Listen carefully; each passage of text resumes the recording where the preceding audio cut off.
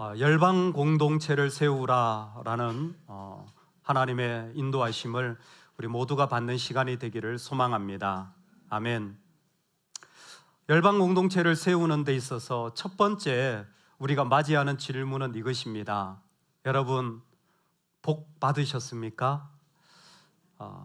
내가 복을 좀 많이 받은 사람이다.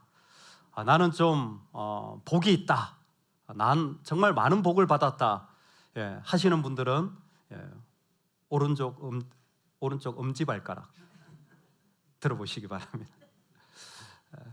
얼마 전에 길을 걸어가는데 횡단보도를 건너려고 하는 참에 막 비가 쏟아지더라고요. 준비했던 우산을 펼쳐서 횡단보도로 진입을 하는데 기다렸던 어르신 한 분이 우산이 준비가 되지 않아서 갑자기 폭우까지는 아니지만 비가 너무 많이 쏟아지는 거예요. 그래서 우산이 없으셔서 이 옷을 위로 올리셔가지고 겉옷을 머리를 덮으시며 건너시려고 하는데 우산을 이렇게 같이 씌워드렸습니다. 씌워드리고 그냥 횡단보도로 이렇게 건너려고 하는데 그 어르신이 말씀을 하시는 거예요.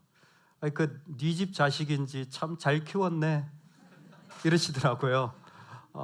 그런데 사실 제가 좀 제 나름대로 머리에 생각이 좀 많아서 별로 이렇게 그런 이야기가 들리진 않았습니다. 내 어르신 그 인사를 하고 건너면서 연세가 어떻게 되세요? 여쭤보고 저희 어머니랑 연세가 비슷하시네요. 그랬더니 아이고야 젊은 사람 반갑네 뭐 이렇게 하면서 건너는데 다 건넜는데도 비가 여전히 많이 내리고 있었습니다. 그래서 어르신 제가 댁까지 모셔다 드릴 테니까 댁이 어디세요? 그랬더니 거기서 조금 이제 지나서 가는 곳이라고 괜찮다고 그런데 그럴 수가 있나요? 그래서 그 댁까지 아파트까지 현관까지 모셔다 드렸어요.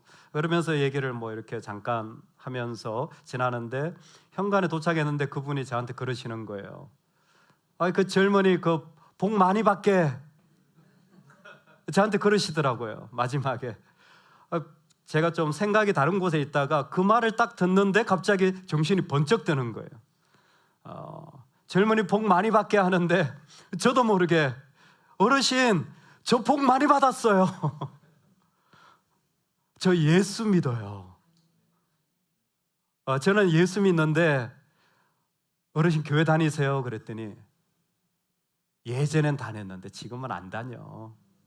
그래서 다시 어르신 꼭 교회 다니시고 예수님 믿으세요? 그랬더니 이 나이에 창피하게 뭘 교회를 또 나가. 그래서 그런 거 아니에요. 예수님 믿으면 우리가 정말 죄가 사함받고 너무너무 좋습니다. 그랬더니 아이고 하여튼 알았어 복 많이 받아 그러더라고요. 식사동 503동 할머니. 약간 좀 거리가 좀 멀더라고요. 어쨌든 여러분, 내가 받은 복을 200자로 한번 정리해 보시겠습니까? 저는 그냥 너무 짧게 얘기했더라고요. 좀 길었어야 됐는데 근데 그 말이 그냥 순간적으로 나왔어요. 저는 충분히 복을 받았습니다. 저는 예수님 믿습니다. 여러분, 복을 200글자로 해보세요. 어떻게 말씀하시겠어요? 뭘 넣으시겠습니까? 어떤 내용을 포함시키겠어요? 하나님은 바울을 통하여 어려움을 겪고 부서짐이 있고 만만치 않은 삶을 살아가는 성도에게 제일 먼저 한 얘기가 뭐냐면 너 복 있는 사람이야. 너 복 있는 사람이야. 찬송하리로다. 이 말이 참 놀라운 말씀이에요. 여러분, 오늘 핵심이 무엇이냐면 3절에 찬송하리로다예요. 찬송하리로다. 이 말씀이 똑같은 말이 뭐냐면 복이 있도다라는 말이에요. 그래서 NIV에 보면 Praise to be the Lord고 그 다음에 ESV로 보면 Bless 축복된으로 바뀌어지게 되어져요. 근데 3절 끝에 가보면 복을 주신다라는 말씀이 한 번 더 울려 펴지면서 야, 너 복 있는 사람이야. 복 있는 사람이라는 이 하나의 단어에다가 202개의 단어를 끊지 않고 14절까지 쭉 간 게 오늘 말씀이에요. 3절, 4절, 5절, 6절. 여러분, 복을 말하는데, 자, 당신은 복을 받았습니다. 그러고 나서는 너에게는 이런 복이 있고, 이런 복이 있고, 이런 복이 있고, 이런 복이 있고, 이런 복이 있고, 숨도 안 쉬고 14절까지 간 거예요. 하나의 문장입니다. 하나의 문장 제일 앞에다가 복이 있다라고 선언한 거예요. 그러니까 우리가 어렵고 살아가는 자리에서, 감사하고 기쁜 자리에서 꼭 기억하기를 원하는 것, 나 복이 있어. 나 복이 있어. 지금 이 순간에도 하나님 우리에게 말씀하여 주시는 것이 무엇이냐면, 너 복 있는 사람이야. 하나님 이것도 안 되고요, 저것도 안 되고요, 저는 이런 허물이 있고요, 이런 아픔이 있고요. 아니야, 너 복 있는 사람이야. 예수 그리스도를 믿을 때 우리에게 이미 복 있는 사람인 줄로 믿으시기 바랍니다. 그 중에 꼭 2가지는 기억하시기 바랍니다. 만약 내 삶에 어떤 자리가 있든지 간에 여러분, 내가 가지고 있는, 그러면 그 복이 무엇이냐 묻는다면, 여러분, 우리에게 첫 번째 복은 무엇이냐면 하늘의 것이 나에게 부어지는 복이 있습니다. 할렐루야. 하늘의 것이 우리에게 부어지는 복이 있어요. 땅에 살잖아요. 그냥 땅에 살 수도 있는데 예수 그리스도를 믿을 때에 하나님이 우리에게 어떤 은혜를 주시냐면, 하늘에 있는 복이 우리에게, 하늘에 있는 것이 우리에게 흘러오도록 허락하신 거예요. 내 약함이 있잖아요. 하늘에 있는 것이 이 위에 같이 만들어져요. 내 부족함과 아픔이 있잖아요. 하늘에 있는 것이 여기에 쏟아 부어지는 거예요. 하나님 곧 우리 주 예수 그리스도의 아버지께서 그리스도 안에서 하늘에 속한 모든 신령한 복을 우리에게 주시되, 예수님을 믿을 때에 일어나는 일이 바로 그와 같은 거예요. 예수 그리스도가 계시면 하늘에 있는 것이 이 땅에 이루어지는 거예요. 그래서 이 말씀을 시간을 가지고 읽어보면 3절에도 그리스도, 4절에도, 5절에도, 6절에도, 7절에도, 8절에도, 9절에도, 10절, 12절, 13절, 14절 전부 다 그리스도 주 안에서, 그 안에서, 사랑하시는 자 안에서, 다시 한번 주 안에서, 그 안에서, 전부 예수 안에서, 모든 절마다 예수님 안에 있을 때, 네가 예수님을 믿을 때에 하늘에 있는 것이 땅에 있는 것과 통일되게 하려 하심이라. 하늘에 있는 것이 우리에게 있습니다. 하나님이 지금도 그리스도를 통하여 우리에게 하늘에 있는 것을 부어주시는 거예요. 마치 6월절에 그 애굽의 그 어려움 속에 있었던 사람들이 6월절을 통하여서 벗어나서 그들은 자유롭게 출애굽할 수 있었던 이미지를 그대로 사용해서, 비록 내 삶의 모습 모양은 이것밖에 되지 않지만 그리스도의 이름과 보혈이 있을 때 우리는 그곳에서 하늘의 것으로 체험받는 복이 있습니다. 할렐루야. 여러분 자신을 그렇게 보셔야 돼요. 내가 가진 게 전부가 아니에요. 그리스도가 계실 때 하늘에 있는 것들이 우리에게 더 채워지는 줄로 믿습니다. 2번째, 우리가 가진 복은 무엇이냐면 하늘에 있는 것이 우리에게 쏟아질 뿐만이 아니라 나에게 주신 복이 하나님께 올려드려지는 삶을 살 수 있는 게 우리의 축복이에요. 영광의 찬송이 되게 하려 함이라. 6절에도 12절에도 14절에 계속해서 에베소 교인에게 도전하고 싶은 건 그거예요. 너는 하나님의 복이 너한테 내려져. 그걸로 끝나는 게 아니라 너를 통해서 하나님께 영광의 찬송이 돌려질 거야. 시편 8편에 보면 우리를 만드신 목적 자체가 이 땅에서 하나님의 영광을 찬송하는 것이었는데 무너졌어요, 죄로. 하지만 우리 안에 다시 일어나게 된 놀라운 축복이 무엇이냐면, 부족한 내 모습이지만 영광의 찬송을 올려드릴 수 있도록 우리를 채워주시는 거예요. 이걸 복의 상호성이라고 말합니다. 하나님 우리에게 복을 주실 때 그 복이 다시 하나님께 돌려드려지는 거예요. 하나님께 복을 드리는, 이상하죠? 근데 그게 영광의 찬송으로 주님께 올려지는 것이 우리라는 거예요. 놀라운 것은 이것을 하나님은 창세 전부터 계획하셨다라는 거예요. 에베소서의 놀라움은 창세 전에, 세상 있기도 전에 그리스도 안에서 삼위일체 되신 그 주님 안에서 우리로 하여금 그분의 사랑 앞에서 거룩하고 흠이 없게 하시려고 택하시고 예정하셨다라는 거예요. 여러분, 이것이 우리 신앙 안에 일어나는 일입니다. 우리는 지금 여기 있지만 이미 예수님께서 우리 안에 오실 때에 창세 전부터 계셨던 하나님의 계획이, 예정하심이 너는 내 것이야, 너는 내 백성이야 라고 구별하시고, 그 구별됨을 통하여 우리는 지금 이 자리에 서 있잖아요. 여기서 끝나는 것이 아니라 우리로 하여금 하나님께 올려드리는 찬송으로 우리 가운데 세워주신 거예요. 여기에 중요한 원리가 있습니다. 창세전에 우리를 예정했다고 하니까 이걸 신학적으로 하면 선택과 유기라는 아주 중요한 개념이 있죠. 하나님의 뜻을 따라서 선택하시고 또 세움받은, 택함받은 자녀가 있고 그렇지 않은 사람들이 있다고 말하죠.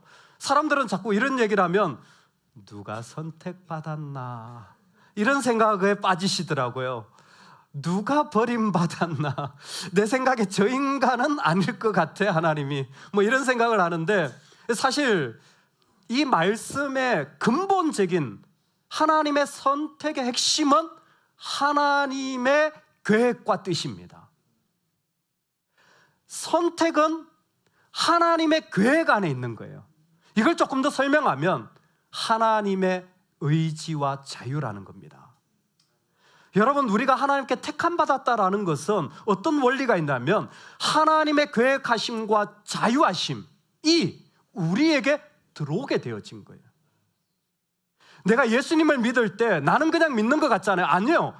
하나님의 자유하심, 하나님이 나에게 믿음을 주셔서 내 안에 믿음이 생겨진 것, 그것은 하나님의 자유하심이 내 안에 들어오게 되어진 거예요. 이게 바로 영광의 찬송의 이유입니다.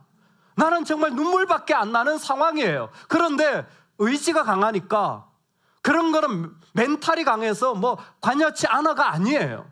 난 여전히 눈물이 나. 난 입이 안 벌어져. 나는 내 삶에 좋은 것이 없어. 하지만 믿는 자에게 뭐가 있냐면 하나님의 자유하심이 있는 거예요. 하나님의 자유하심이 우리를 죄 가운데 택하셨을 뿐만이 아니라 그 자유하심이 우리로 영광의 찬송이 되도록 인도하시며 하나님께 올려지는 존재로 우리를 세워가시는 거예요. 그래서 신앙생활 하다 보면 나는 정말 입도 안 벌어지는데 어느덧 내 영혼은 주님으로 가득 차지는 때가 있어요. 나는 정말 하나도 귀에도 안 들리고 동의도 안 되는데 주님을 찾게 되어지는 자리들이 있는 거예요.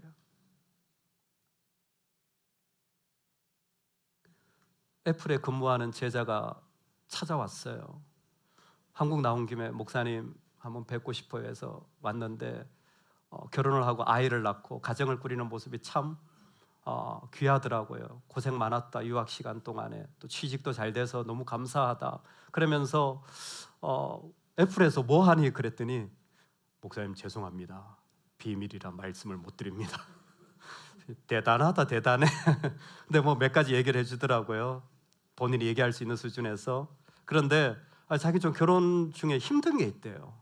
그래서 뭐가 결혼 생활이 힘드니 그랬더니 아내가 식사 기도를 너무 길게 한대요. 무슨 얘기야? 근데 형제 말을 듣고는 공감이 되었어요. 두 사람 다 크리스찬인데 형제들의 특징 아시죠? 자매님들, 형제들은 일단 밥이 들어가야 움직입니다. 밥이 안 들어가면 성질이 사넘어져요. 그리고 밥만 먹여놓으면 알아서 잘 노니까. 근데 형제가 일하고 들어왔는데 식사를 하고 차려놨는데 아내가 기도를 하는 거예요. 하나님, 우리 가정을 축복해 주시고부터 시작해서 세계와 열방과 족속과 민족, 진짜 그렇게 기도한대요. 식사 기도 때 모든 민족, 세계를 다 기도한대요. 그래서 이 형제도 교회를 다니는 사람이라 알지만 이거 너무 하지 않냐? 식사 기도에 무슨 열방과 민족을 기도하냐? 그때는 아내가 옆에서 대답을 하는 거예요. 기도할 시간이 식사 시간밖에 없대요. 진짜 아내가 너무 약간 이렇게 우스운데 진지하게 대답을 하는 게, 난 기도할 시간이 식사 시간밖에 없어. 왜? 아이를 낳고 갓난이게 어려운데 누구도 도와주지 않는 낯선 땅에서 혼자 아기를 키우는데 지식도 없고 정보도 없고 너무 힘들어서 하루가 어떻게 가는지. 예전에는 자기 기도 시간, 묵상 시간이 있었는데 아기를 낳고는요, 그런 거 하나도 없이 아기 스케줄에 맞춰가다 보니까 영적인 흐름이 다 바뀌어진 거예요. 근데 기도는 해야 되겠다는 마음에 자기도 모르게 식사 기도 시간만 되면 그냥 기도가 열방과 민족까지 그냥 중보 기도를 그냥 다 하고 있는 거예요. 무슨 얘기냐? 하나님의 자유가, 하나님의 자유하심이 믿는 자들을 전혀 그럴 상황이 아닌데도 우리로 영광의 찬송이 되게 해주는 거예요. 여러분, 오늘 이 은혜가 우리에게 있음을 믿으시기 바랍니다. 내 의지가 약하고 내가 그만큼 갖춰지지 못했다고 할지라도 우리에게 뭐가 있냐면 우리를 예정하시고 택하신 하나님의 자유하심이 있는 거예요. 그것이 지금 내 모습 가운데 그대로 하나님께 올려드리게 하는 거예요. 내가 지금 여기 이런 모습으로 서는 게 맞나? 예, 맞아요. 주님은 영광 받으시기에 합당하시기 때문에 그 모습으로 올려드릴 때 세상 가운데 주님의 영광이 드러나는 거죠. 여러분, 우리 복 있는 사람이에요. 무슨 복이 있냐고요? 하늘의 것이 쏟아지는 거예요. 우리 복 있는 사람이에요. 어떤 복이 있냐고요? 이 처절한 삶의 자리에서도 영광의 찬송을 주님께 올려드릴 수 있는 복이 우리에게 있어요. 그때를 놓치지 마시기 바랍니다. 붙잡으시기 바랍니다.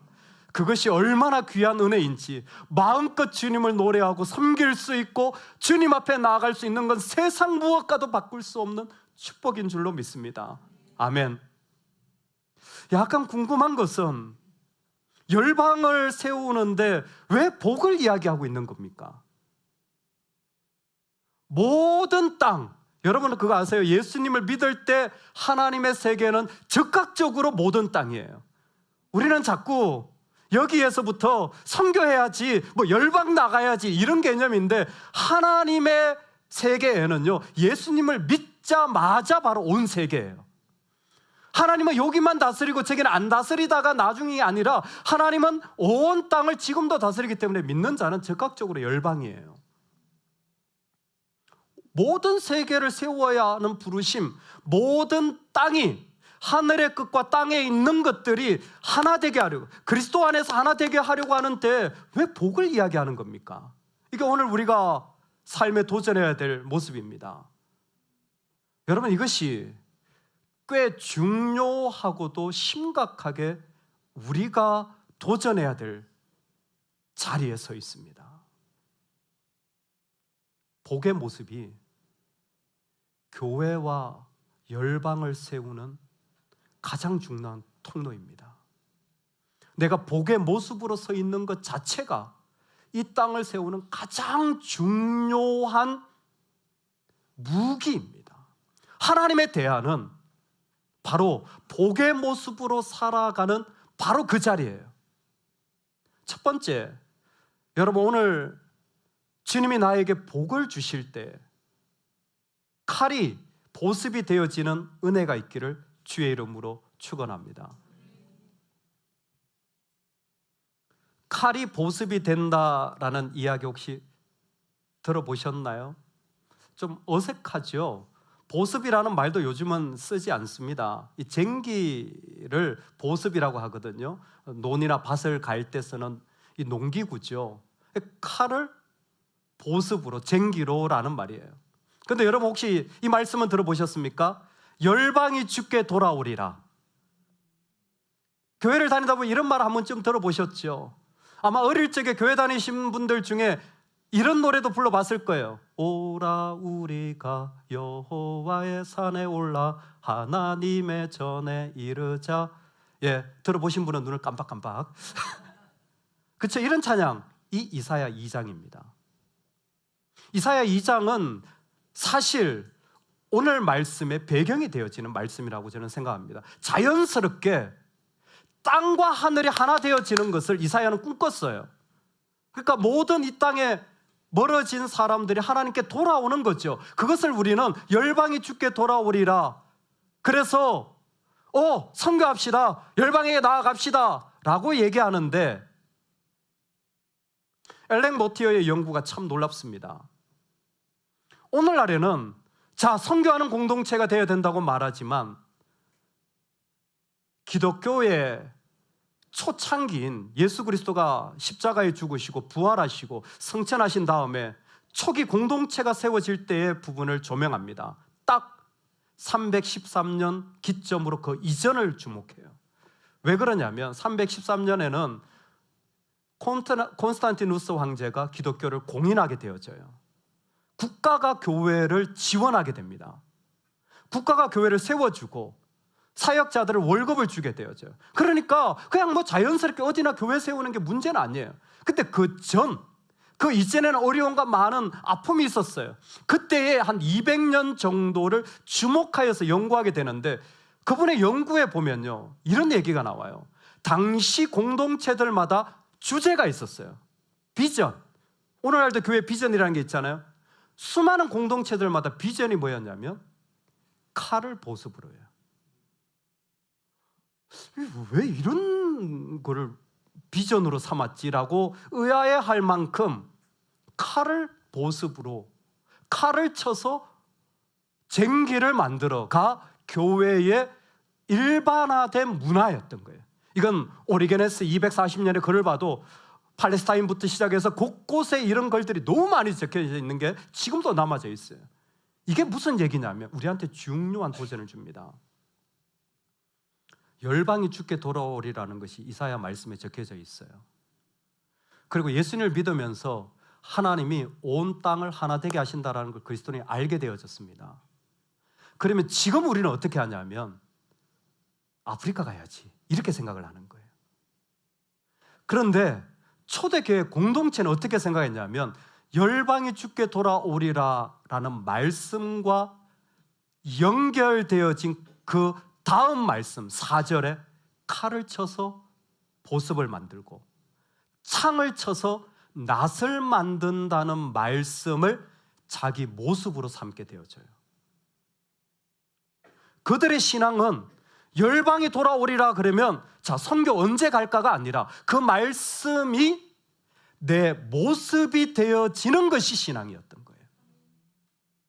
그들은 열방이 주께 돌아오려고 할 때 이사야 2장의 2절부터 시작되어진 그 말씀이 내 모습으로 설명되어진 그대로 이루어지길 원한 거예요. 칼이 쟁기가 돼야 되는 거구나. 그들은 그렇게 신앙생활한 거예요. 왜? 에베소 공동체를 비롯해서 초대교회에 313년 바로 이전에 303년에도 300년에도 심각한 대핍박이 계속 이어졌어요. 얼마나 핍박이 어려웠는지 몰라요. 수많은 사람이 어려움을 겪었습니다. 그 중에 정말 가슴 아픈 일들도 많은데 하나의 예를 들자면 이런 거예요. 예수 믿는 사람들이 교회에서 예배를 드립니다. 그런데요, 로마 그냥 두지 않아요. 와서 그들을 아프게 하기도 했지만 스파이를 심어요. 5년, 10년 동안 교회에서 신앙생활을 하게 합니다.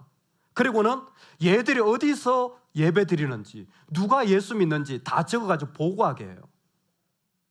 어느 날 예배 드리러 갔는데 내 아이를 잡아가서 죽입니다.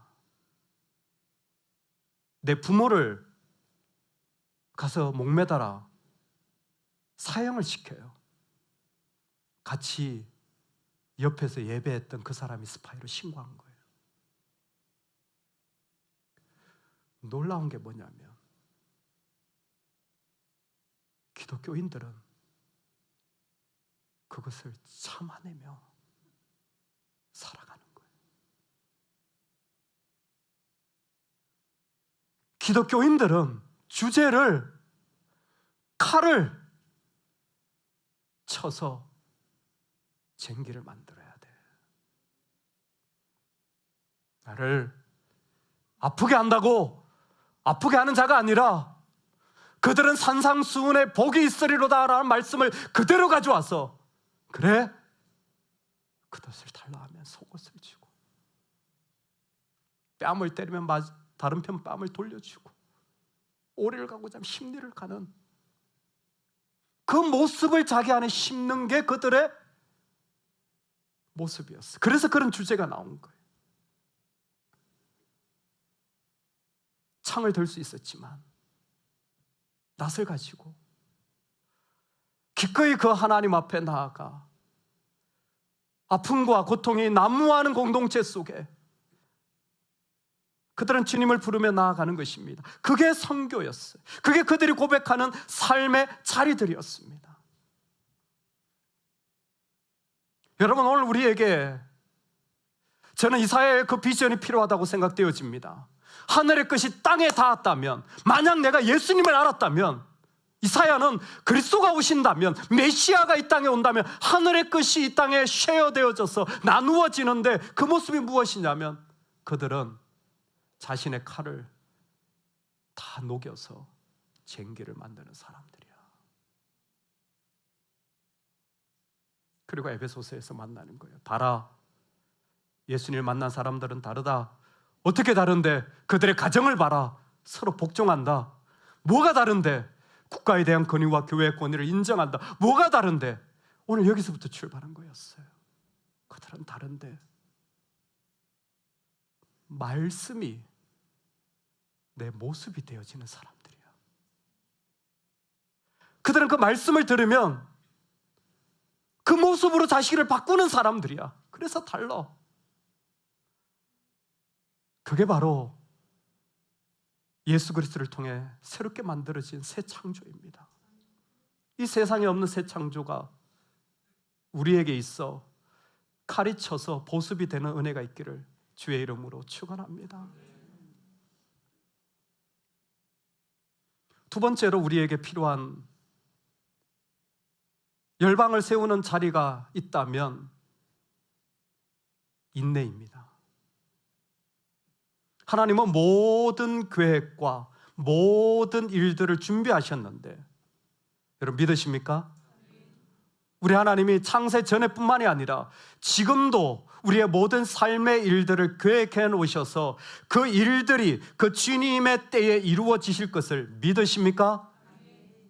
모든 일을 그의 뜻에 결정대로 일하시는 이의 계획을 따라 우리가 예정을 입어 그 안에서 기업이 되었으니, 하나님의 자유하심이 우리 안에 들어오잖아요.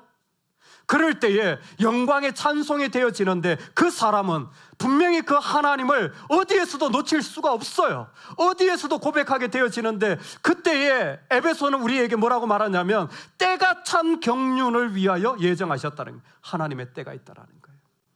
분명히 하나님 계획을 놓으셨고, 분명히 나에게 그 하나님이 그 때를 준비하셨고, 분명히 나는 이해가 안 되고 보이지 않지만 하나님의 때가 있다라는 거예요. 그래서 이 사람들은 어떻게 하냐면 그 때를 믿고 믿음으로 걸어가는 거예요. 믿음을 펼치면 인내가 되는 거예요. 잘 참는 게 인내가 아니라 믿음을 펼치면 인내가 돼요. 야고보서를 봐도 인내는요, 믿음을 펼친 거예요. 뭘 믿는데? 뭐가 있는데? 하나도 안 달라요. 이 아픔을 어떻게 하라고? 예, 하나님의 때와 경륜을 믿는 겁니다. 여러분 믿으십니까? 하나님의 때를 믿으며 나아갈 때, 그 하나님을 믿으며 나아가는 사람들이 그 경주를 끝까지 하는 거예요. 이해도 할 수 없어요. 왜 그렇게 살아야 되는지, 왜 그렇게 걸어가야 되는지 몰라요. 근데 좋으신 하나님이 계신 거예요. 하나님의 계획을 나는 신뢰하는 거예요. 왜 내 인생에 이런 일이 일어나지? 왜 이런 게 다 부서지지? 몰라요. 근데 하나님은 알아요.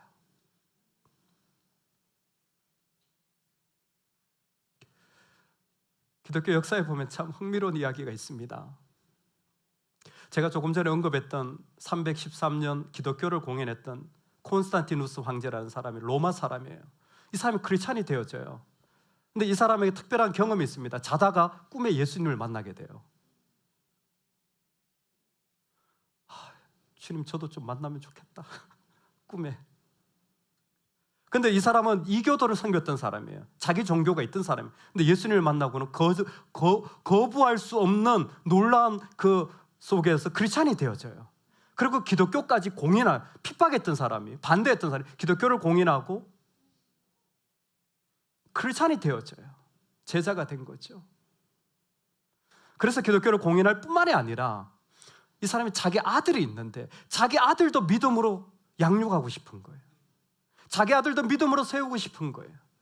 그래서 기독교 공동체에 가장 유력한, 좀 잘해줄 만한 황제니까 선생을 한 명 모셔옵니다. 당시에 대표적인 학자였으며 선생이었던 라틴티우스라는 분입니다. 라틴티우스라는 분이 상당히 어떤 그런 신앙의 중심을 잘 가지고 양육할 수 있다라고 추천되어서 실제로 그 황제의 아들을 교육하게 돼요. 이 라틴티우스가 그 가르침에 갈 때에 이미 그 당시에 거룩한 원리라는 7권으로 된 이 벽돌 같은 책을 쓰게 되어져요. 신앙의 모습은 이런 거룩한 원리들이 필요하다는 것을 이렇게 쓰게 되어지는 겁니다. 7권이나 되는 방대한 책을 쓰고 그 아이를 만나게 되는 거죠. 근데 아이에게 신앙의 원리를 설명해 줘야 되는 거예요. 뭘 가르쳤을까요?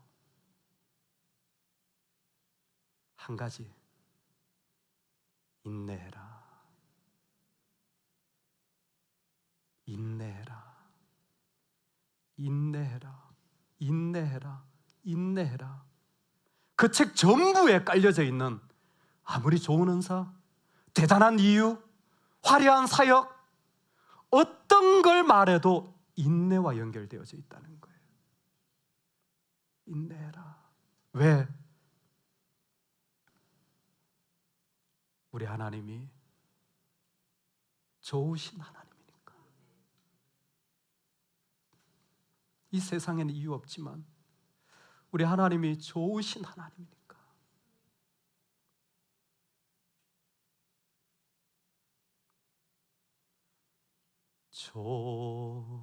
좋으신 하나님, 좋으신 하나님, 참 좋으신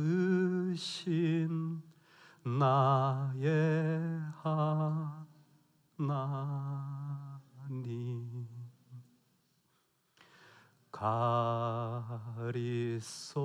가리소그 가리소그 가리소그 히소그 투미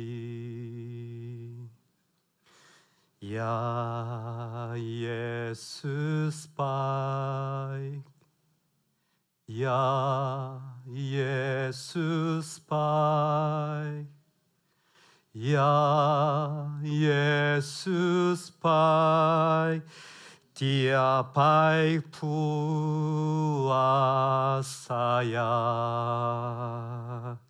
션전 메이하 션전 메이하 션전 메이하 타전시 메이하. 어느 종족, 어느 땅, 어느 나라 사람에게든 우리 하나님은 좋으신 분입니다. 그 하나님이 좋은 것을 주십니다. 하나님의 계획 속에는 구원이 담겨져 있고 하나님 그 일을 반드시 이루실 것입니다. 그러게 우리는 이 자리에서 인내하며 걸어가는 자로 하나님의 때가 찬 경륜을 사모하며 믿으며 살아가는 모습으로 내 자신을 세워가는 것입니다. 우리는 복 있는 사람입니다. 대단하진 않지만 분명합니다. 복 있습니다. 하늘의 것이 그리스도를 통하여 우리에게 계속 부어질 것이기 때문에 내가 할 수 없을 때라도 하나님의 의지가 성령 가운데 나를 그분을 높이고 찬송하게 하여 주시는 이 영광스러운 자리에 세워주실 것이기 때문에 여러분, 그러게 우리의 모습을 말씀을 따라 열방을 세우는 자리에 우리 섭시다. 칼을 쳐서 보습으로 내 안에 있는 모든 이유가 사라지고 쟁기가 되어지는 그 마음으로 우리의 모습이 되어지는 그 자리, 하나님의 계획은 반드시 이루어집니다. 좋으신 하나님의 계획은 반드시 완성되어질 것입니다. 그때에 저와 여러분이 끝까지 이 경주를 인내로서 너희 구원을 이루라, 성경 어디를 봐도 우리에게 도전하여 주신 이 아름다운 믿음의 자리 온전히 걸어갈 수 있기를 진심으로 축복합니다. 아멘.